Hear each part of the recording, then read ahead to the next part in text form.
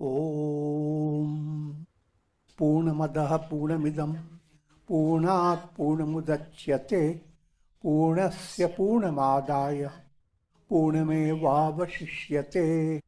Om Shanti Shanti Shanti. Om Brahmanandam Paramasukhadam Kevalam Jnanamurtim Dvandvatitam Gagana Sadrisham Tattvamastyadilaksham Ekam Nityam Vimalamachalam Sarvadhi Sakshi Bhutam Bhavatitam Trigunarahitam Sadgurum Tam Namami. Om.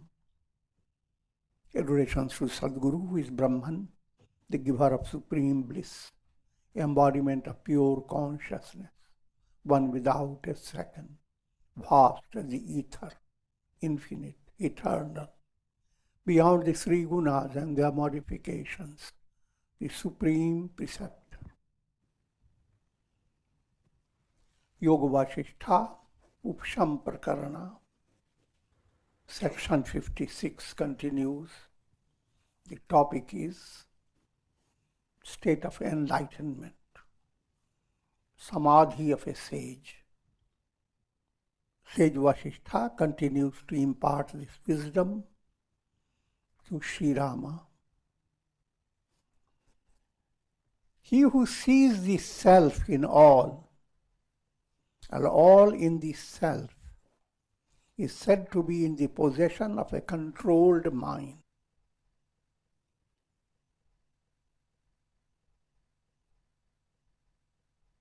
All these statements are very profound. Seeing the self in all. Self means you. But the question arises, who am I? Who are you?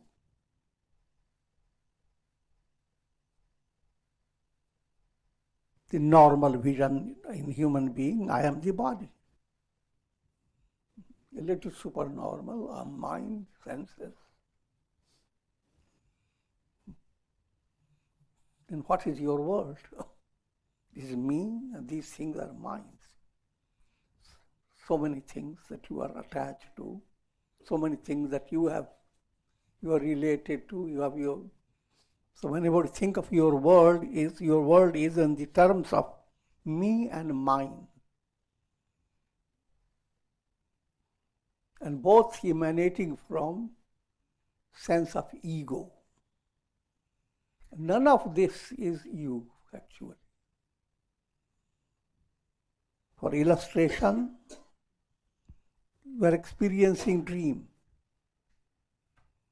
In your dream, you have lot of your ideas, what you want to experience, what you want to gain. You have your goal in view. You have your past, you have present, you have future.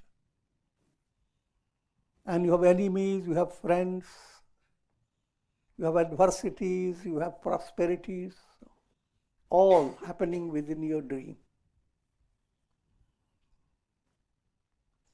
Let's try to understand. The dream subject that feels this is the world I'm experiencing. The dream subject is not real. How do you know it? When you wake up, you are on your bed.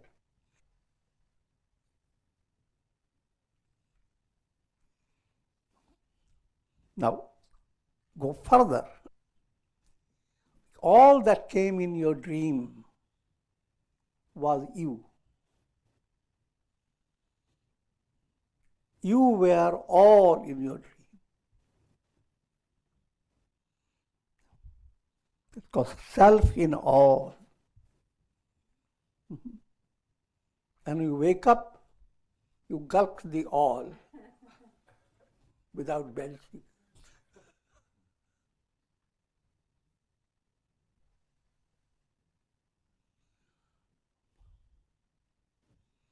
All these are very simple, but the purpose behind these instructions is that allow a clarity in your understanding about your goal.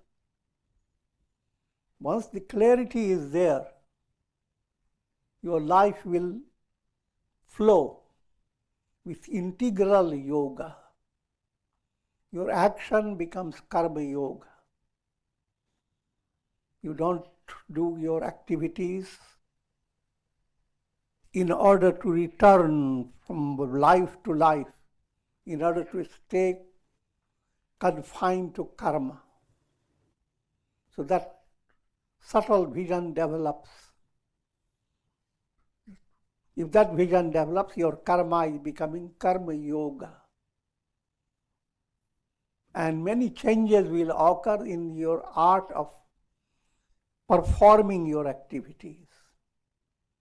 When you don't have karma yoga spirit, then every action, every job you take, your mind has already a certain expectation. If the job doesn't bring what you want, you are wasting your time. And many other things. I'm not going into too much detail. But when you have subtle change within your heart, every act, every situation that you face, every duty that you perform, whether at home or in your job, or even looking after your own body, all that is a part of Godward movement. You are part of offering. Brahmarpanam Brahmavi Brahmagnavu Brahmana Hutam, the Gita says. Everything that you do, every little food you are putting in your mouth is Brahman. Your teeth are Brahman. Your tongue is Brahman. Your saliva is Brahman.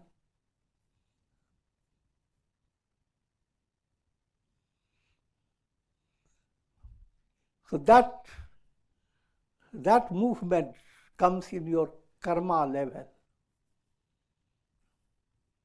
Life becomes quite relaxed. I'm saying very quickly, but it's not an ordinary job. So you have to develop a lot of patience, a lot of sustained effort, discover a lot of amazing strength within your own heart, coming from the source, the self. Second point, after your feelings, sentiments, your loving heart wants to love, but the love is so complicated. 2 days you have loved someone, but third day you don't want, because the person hell. Love and hate continue in your heart, so your love is not pure love. But you are gradually introducing in that level that when you love, you are loving God. When you have said good things to someone and someone smiles and eyes shine, you are having darshan of God.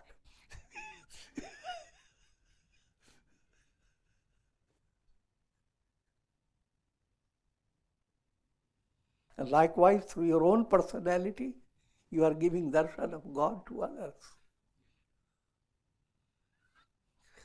leading you to a very high level. But that's the miraculous objective before every individual. Even though you may be far away from enlightenment, and yet there is a touch of inspiration whenever you help someone and someone feels relieved and your heart feels joyous. You have received a little glimpse of a divine potentiality of your own heart. In other words, the feeling level becomes bhakti yoga. sankalpa process, the mind that is always trying to make a will. I'm not talking about the death will.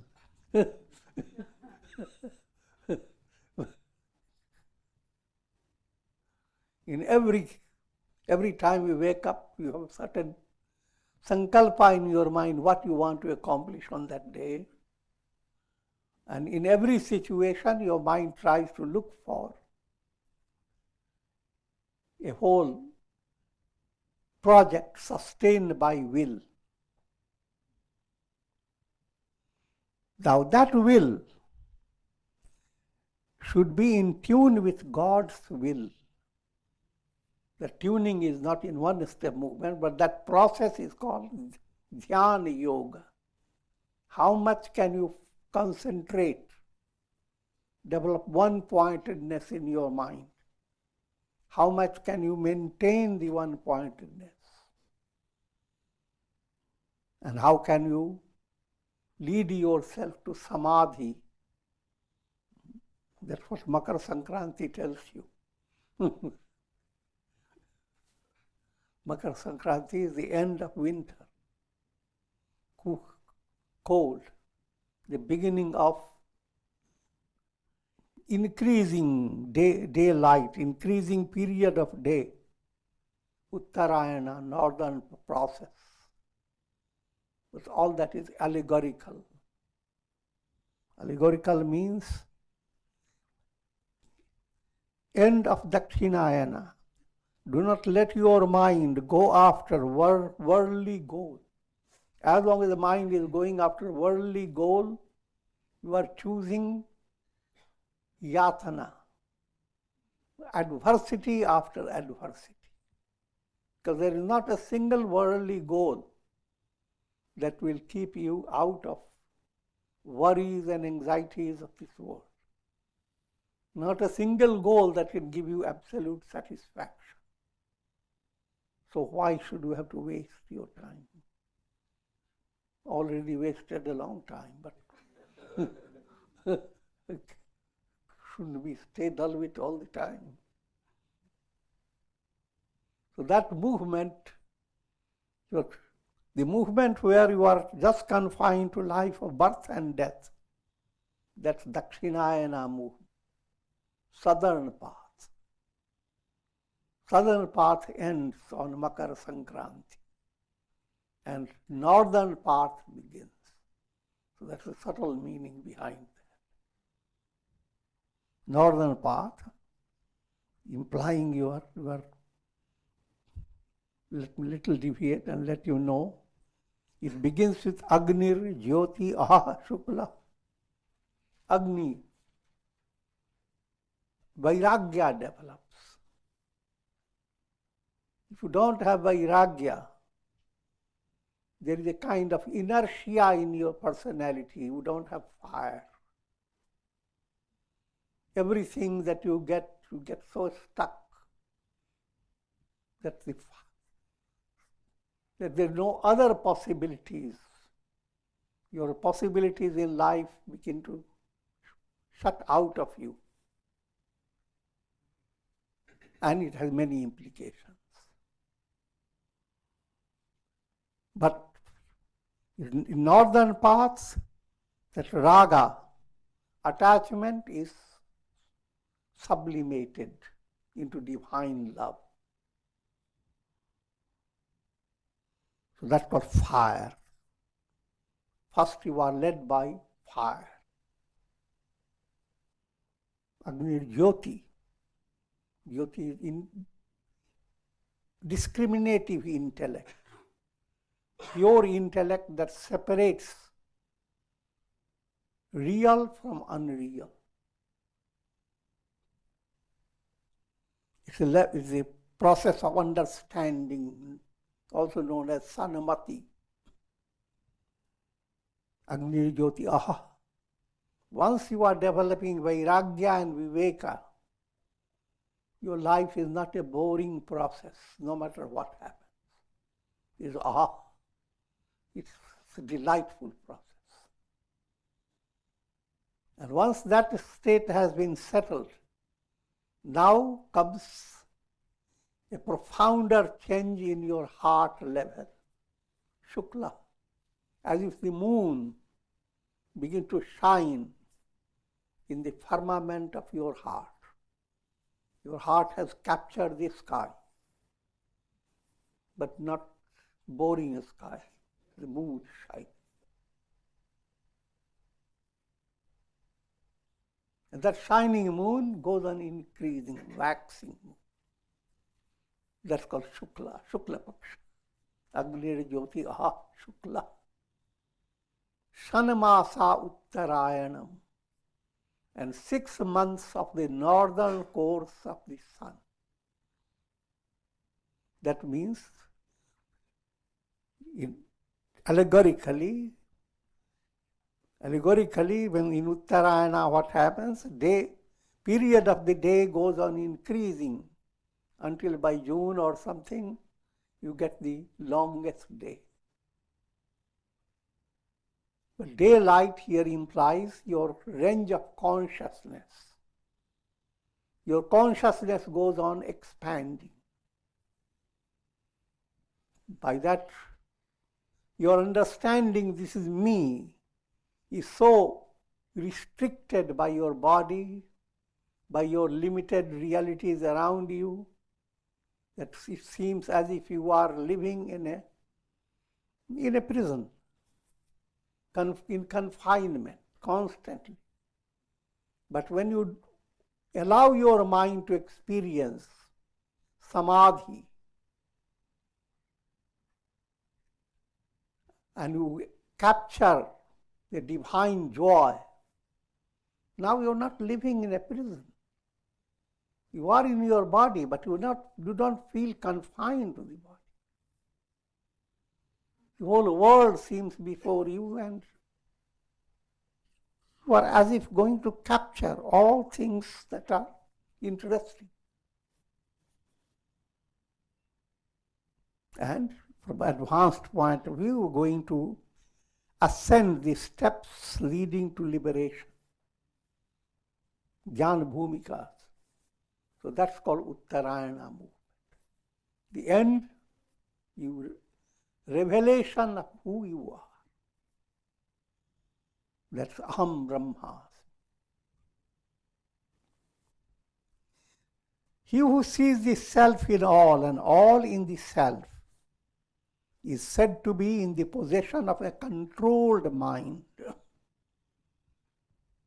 To understand controlled mind, the term is Dhamma. See Da. Each time they may use only one Da, like Dhamma or Daya or Dan. All the three are implied. Dhamma is the characteristic of developing higher self. The divine in you expresses in allowing you to understand that you are the ruler of your mind and senses. You are not a slave.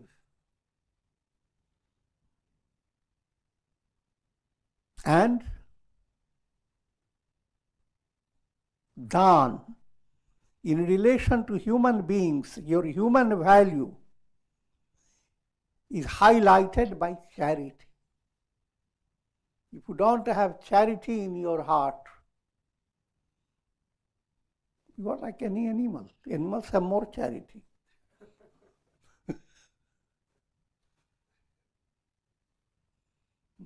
Charity allows your human value to be at its ideal state. And compassion. Compassion is to sublimate your lower self, the demoniac within. The more compassion, greater is your ability to get away from your lower self, from the demon in you. Human being is a combination of demon, human, divine. D-H-D.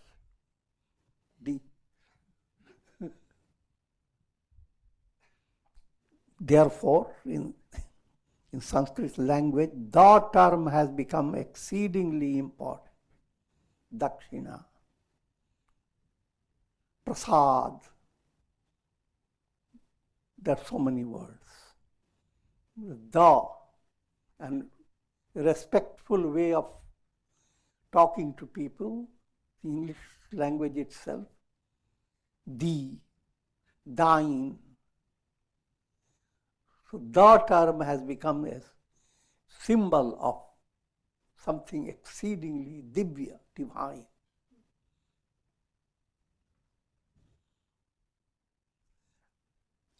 Allowing these three dha to enter in your personality implies your integral movement, your karma yoga, action, your devotion, your meditation, and your movement on the path of jnana.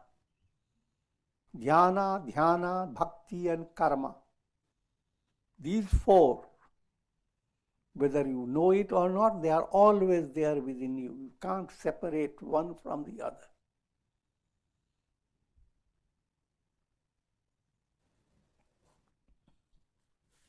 In the absence of attachment, it is impossible to entertain hatred.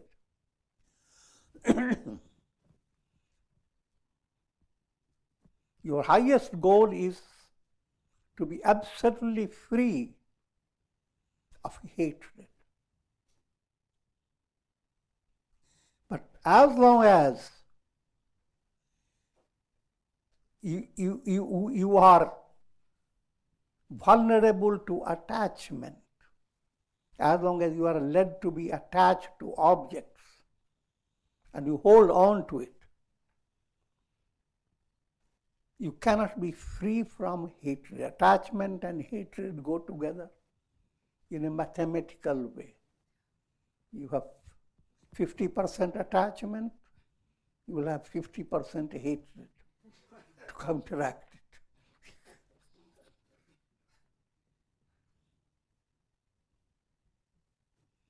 But by mentioning attachment and hatred, what you are being told, the understanding of kleshas, afflictions. Your mind goes on highlighting afflictions and collecting klisht samskaras, those impressions that support 5 points. First of klesha is ignorance. And your mind develops a kind of insensitivity about knowledge. Scriptures are there giving you great knowledge, but how many people get excited to explore that knowledge?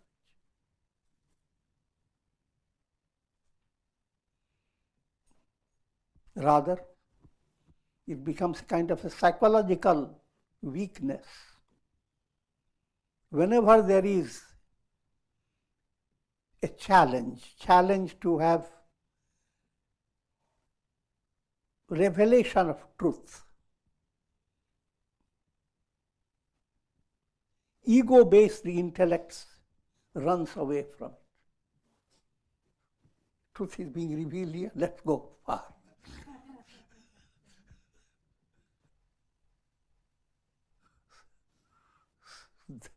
That's how you are allowing ignorance to become more intensified and more powerful.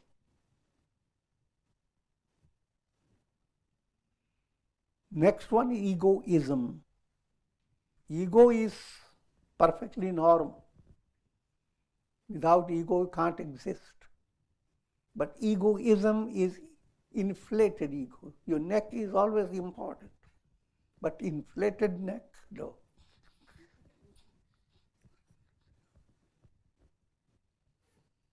So that egoism, called asmita, it arises on the basis of inability to understand that you are beyond your ego. Consider your entire life and all your aspirations and expectations based upon your ego. Whatever your ego says, that is what your life is. But simple point, when you go to sleep, the ego is not there. And then only you are in the best state. So ego is like a monkey on your neck, with raga, dvesha, legs of the monkey, and constantly driving you. So out of asmita comes raga and dvesha. Things that are pleasant to that, egoistically you become attached. You want to hold on to them. Egoism doesn't have spiritual insight. Simply want to hold on. And dvesha,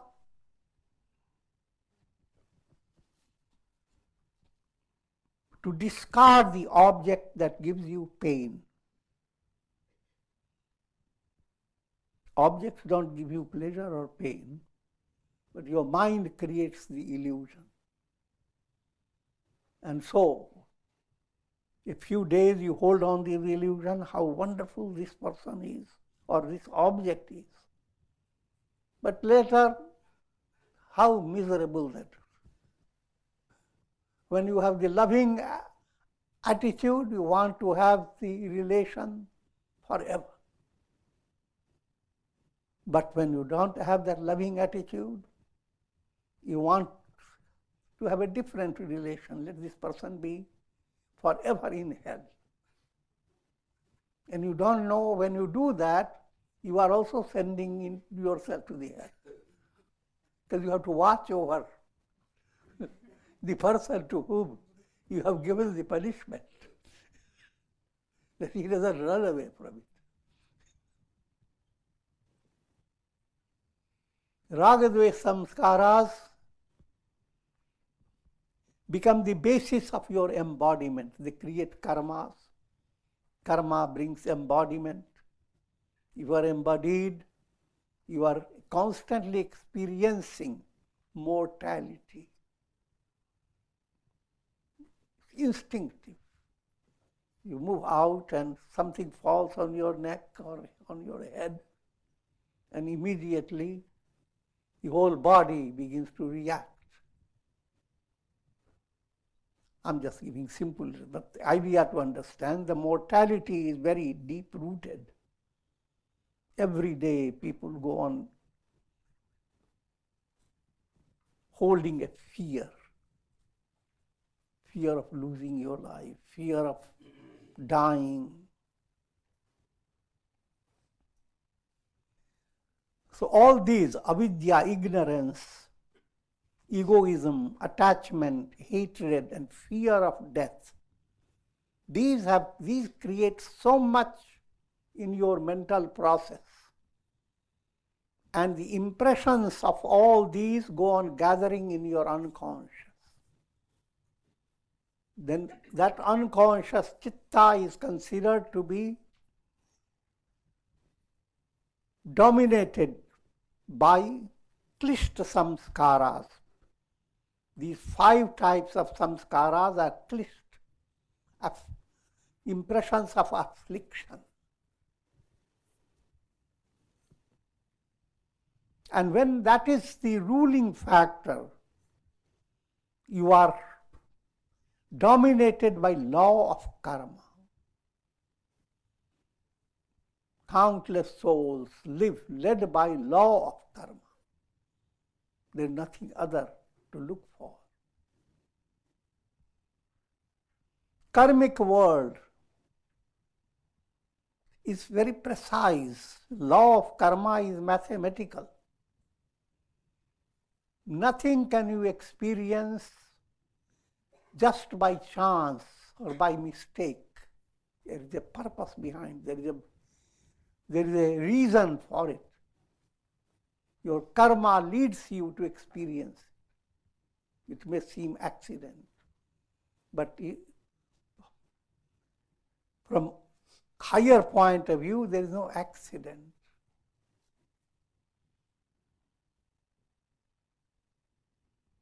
Just as people who gather in a marketplace engage themselves in various activities while remaining indifferent to each other,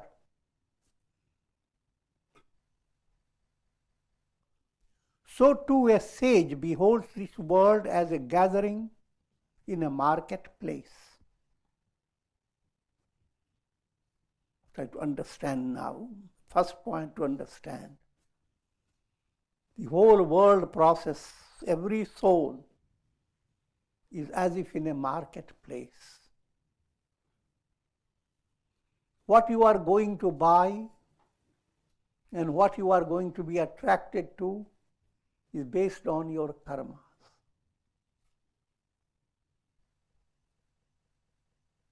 And that stage is humorously called monkey business.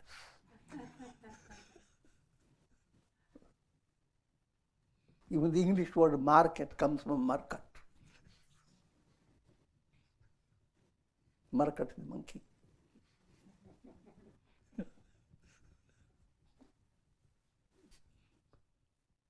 But for a sage who has perfect understanding that he doesn't want to be confined to a market. The world is a market, you see. He wants mukti, not market.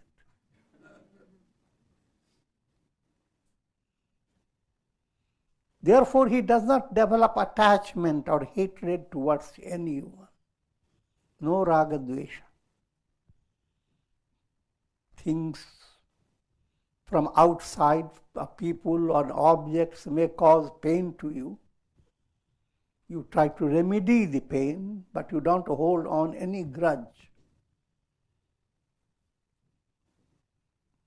If at all, if you are dealing with human beings who are the source of your pain, your attitude should be, how can you help them to be free of their impurities? Your attitude should be to understand they are all sick. This world is a hospital. You're becoming exceedingly angry and scolding the person and coming with a whip. That's not the remedy.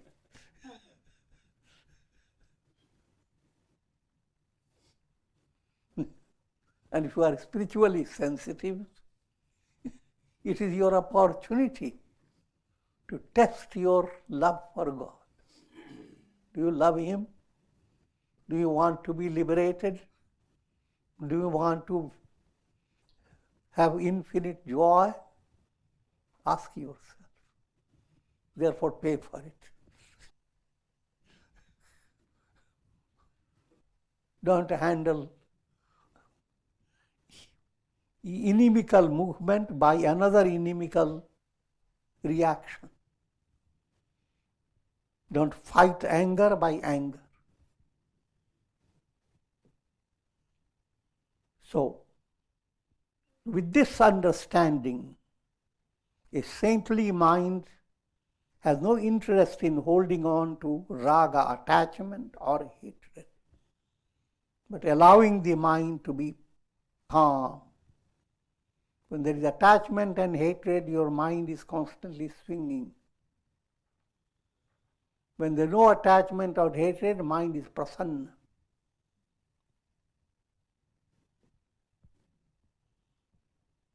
Prasannatam yanagatabhishekata.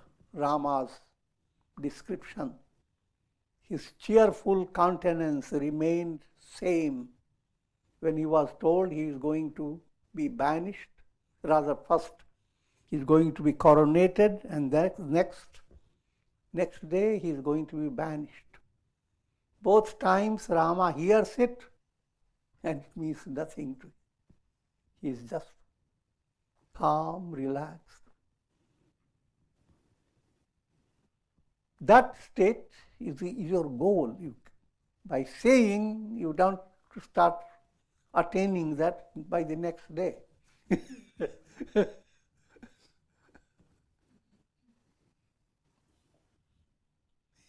It is the self that has expressed itself in the form of both the inner world consisting of the mind and senses, and the outer world consisting of the objects that are perceived by them.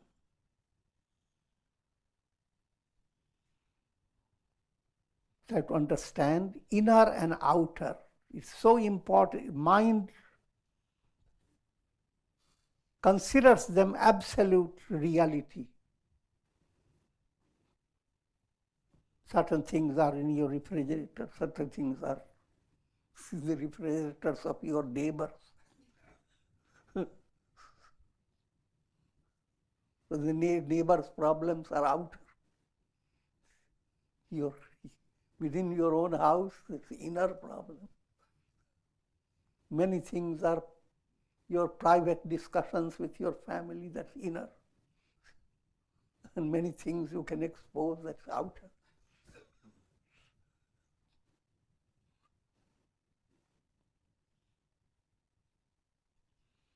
But inner and outer, they are in the karmic process. In other words, there is no separation between inner and outer. If your karma, good karma is there, your inner world will bring inspiration or a certain will to follow a path of virtue.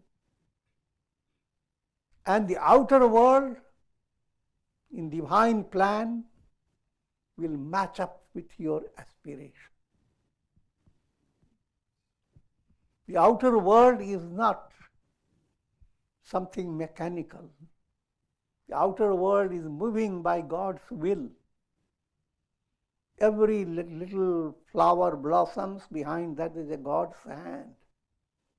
Every situation you face, the windy situation, calm situation, is led by karma movement. But that I'm giving a very practical way. But inner and outer has different levels. If you are having a restless mind, it is called outer. Your mind becomes calm and you begin to go deeper and deeper in calmness, that is internal. Bahiranga, antaranga. Simple way to understand, in dream, you have both concepts of inner and outer. But both are unreal when you wake up. So your concept of inner and outer is transcended when you come to discover I am the self, I am Brahman.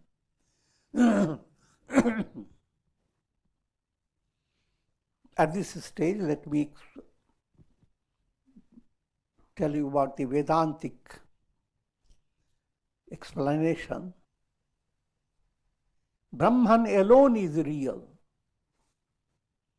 That's the ultimate truth. Absolute truth is only Brahman. But Brahman has Maya Shakti, Prakriti. That Prakriti, led by Prakriti, Brahman expresses in three ways. Sattva predominating Prakriti is called Maya. Brahman through Maya plays the role of Ishvara, God the creator, God the sustainer, God the dissolver of the world. That's Brahma, Vishnu, Shiva. Same Brahman, through Rajas predominating Prakriti called Avidya, expresses in the form of countless jivas. Just like the same sun expresses through countless reflected suns in countless jars of water, or wherever there is water, there are countless reflected suns. And those reflected suns, jivas, they are in the process of evolution. They are led by karma. They need material world for their evolutionary process. So same Brahman, through tamas predominating Prakriti, creates the basis of matter. Creates tanmatras first. Ether, air, fire, water, earth. And these tanamatras go to evolve. Even your mind, intellect, ego, all are evolved out of tanamatras. All this is tamasi prakriti. But all the three prakritis are nothing but Brahman. That's the profound. The world around you, the grossest Prakriti, objects around you, little things, pens and whatever you handle, even fleas and mosquitoes.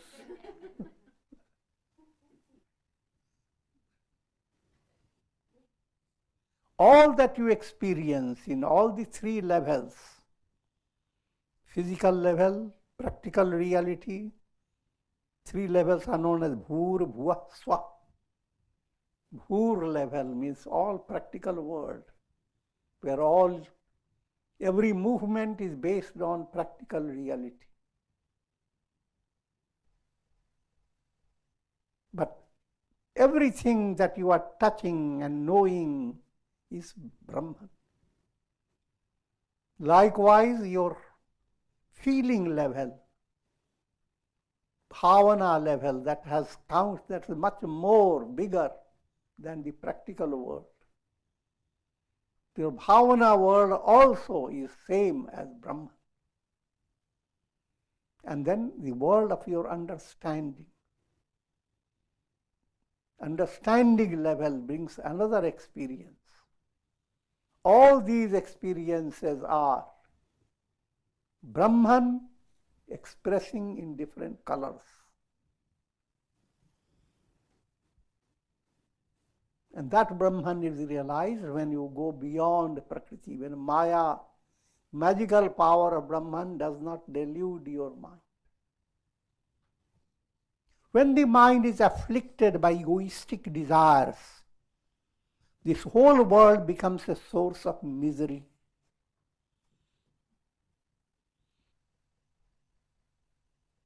You may be living very happy life and very prosperous and may be praised by others. You may even go viral for your success. But from profounder point of view, all that success doesn't count. If it has not allowed you to move towards God realization, all the success means nothing. You can rule over the whole earth, but one day the whole earth is व्यर्थ. It will, whole earth will perish.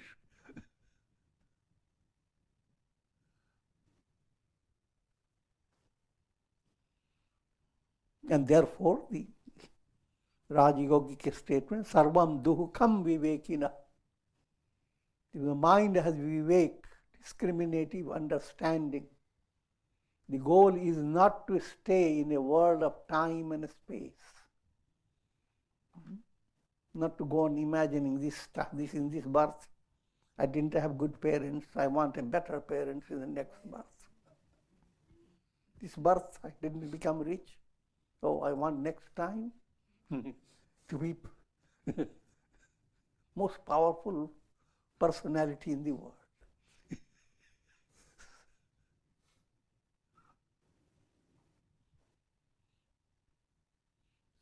This type of thinking is completely out if you are moving towards God realization. Then this type of thinking, desiring for worldly attainment, pursuing your egoistic desires. First point, you view all this as a misery. When headache comes to you, you don't want to stay sitting on your head. When desire enters, immediately realize, here comes a flea. Try to understand in a mature way. If you have plans in your life, you have to have desires. But to be under the control of your desires and or be the master of your desires, that you have your choice. If you are being a prey to your desires, that means you don't live unless your desire is fulfilled and you don't have any substance in you. On the other hand, you handle your desires in such a way that you ultimately are being led to desirelessness. That movement is yoga movement that automatically begins to develop within yourself. From desire to desirelessness.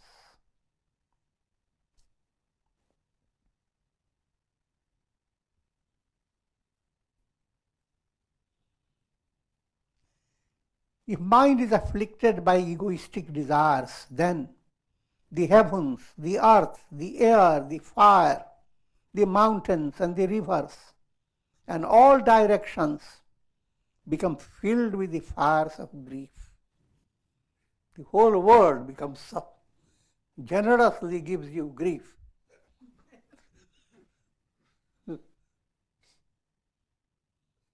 But if your mind becomes enlightened, all these, the heavens, the earth, the air, the fire, mountain and rivers, they all become waves of glory. They are all singing the praises of God. They become Vibhuti Yoga. For him whose mind is immersed in the bliss of the self, this whole world becomes peaceful. And although engaged in actions with the help of his organs of action, he is ever immersed in samadhi. In practical world, your spiritual advancement does not conflict your practical reality. You are very happy. In your bed, you develop some inspirational state of mind. You became very happy. But that doesn't mean you have to be, say, confined to your bed. Your happiness will not go away, rather it will stay if you continue your duties of the day. So, lead it to the very high level if you are enlightened. Nothing is real for you. Brahman alone is. But your personality, as long as your body, mind stays in the world, led by karma, because this has a karma limit. Your personality will continue, but only with big difference. Your personality becomes a source of great inspiration for others. All that is experienced by a saint, by one who is enlightened, his challenges, his prosperity, his adversity, and how he faces them, all become inspiring. Whenever you read the story of sages, you never see page by page always prosperity. Even Rama and Krishna, they go through big trouble. Sometimes their troubles are more inspiring than their untroubled state. So that's the big difference occurs. As a human being, you are in connection with the whole world in a subtle way. Cannot separate yourself. But if you are not enlightened, your connection remains so poor. And even if connection is there, is a connection of onion smell. You can't make all people have their mouths filled with onion.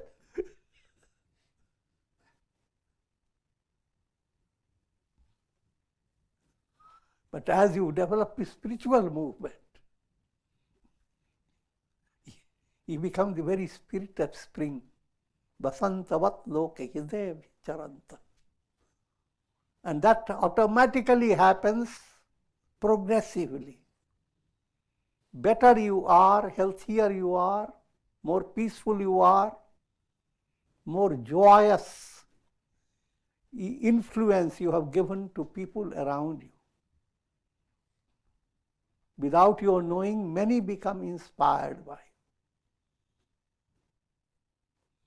But then, in spiritual movement, you intentionally try to practice jnana yajna.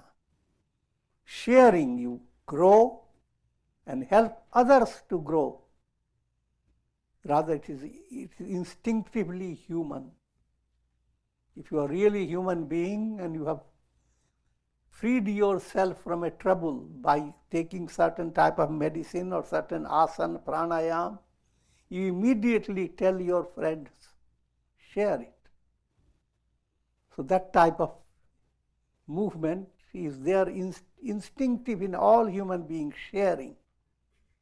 In the case of a sage, it becomes of infinite proportion. And with this I'm concluding. Om Trayambakam yajamahe sugandhim pushtivardhanam urvarupma bandhanan mrityor mukshiyamamritat sarve bhavantu sukhina sarve santu niramaya sarve bhadrani pashyantu ma kaschid dukha bhag bhavet. Om Shanti Shanti Shanti. Hari Om Tat.